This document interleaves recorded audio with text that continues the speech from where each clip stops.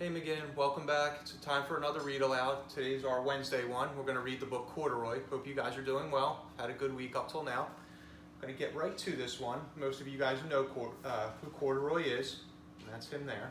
Let's find out what happens in his adventure.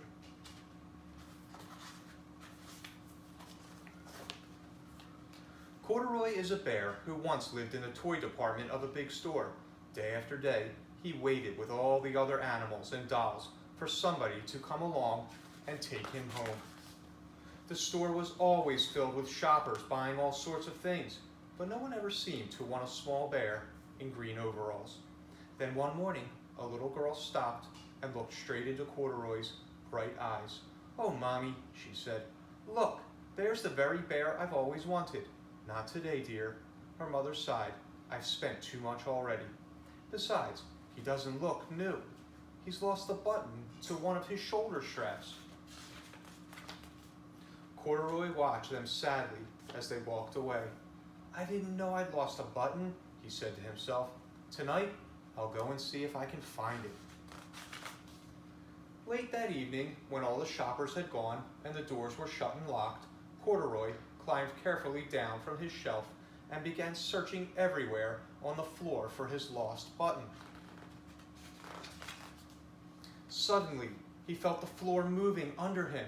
Quite by accident, he had stepped onto an escalator, and up he went. Could this be a mountain? He wondered. I think I've always wanted to climb a mountain. He stepped off the escalator as it reached the next floor, and there, before his eyes, was a most amazing sight. Tables and chairs and lamps and sofas, and rows of beds. "This must be a palace," Corduroy gasped.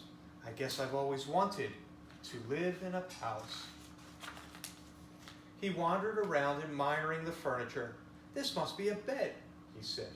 "I've always wanted to sleep in a bed." And up he crawled onto a large, thick mattress. All at once he saw something small and round. "Why, here's my button," he cried, and he tried to pick it up. But like all the other buttons on the mattress, it was tied down tight.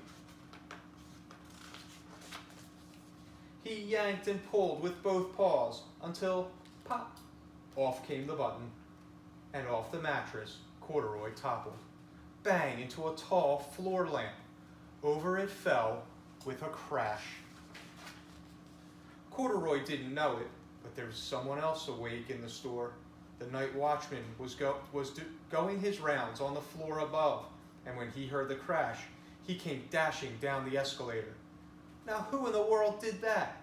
he exclaimed. "Somebody must be hiding around here."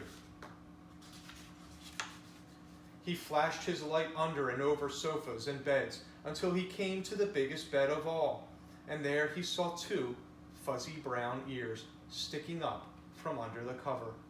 "Hello," he said. "How did you get upstairs?" The watchman tucked Corduroy under his arm and carried him down the escalator and set him on the shelf in the toy department with the other animals and dolls.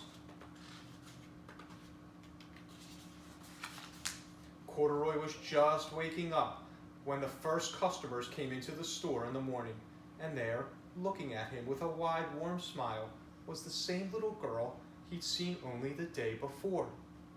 "I'm Lisa," she said, "and you're going to be my very own bear.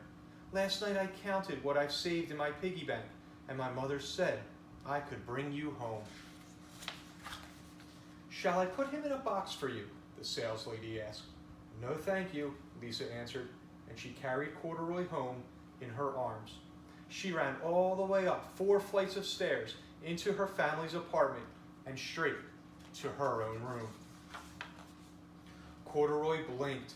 There was a chair and a chest of drawers, and alongside a girl-sized bed stood a little bed just the right size for him. The room was small, nothing like that enormous palace in the department store. "This must be home," he said. "I know I've always wanted a home." Lisa sat down with Corduroy on her lap and began to sew a button on his overalls.